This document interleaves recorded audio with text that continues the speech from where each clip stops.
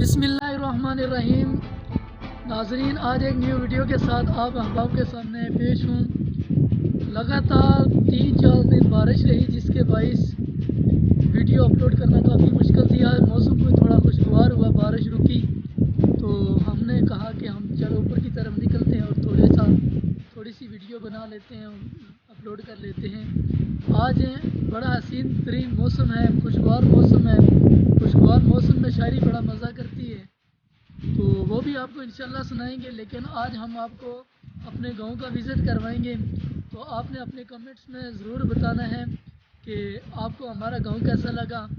तो अपने खूबसूरत जो कमेंट हैं वो लाजमी किया करें, इससे बंदे की हौसला अफजाई भी होती है और हमें भी काम करने में दिलचस्पी पैदा होती है। तो मेरा कैमरामैन आपको आज हमारे छोटा सा जो गांव है उसका व्यू थोड़ा सा दिखाते हैं। तो अपने कमेंट्स में ज़रूर बताइएगा कि आज की वीडियो आपको किस तरह लगी।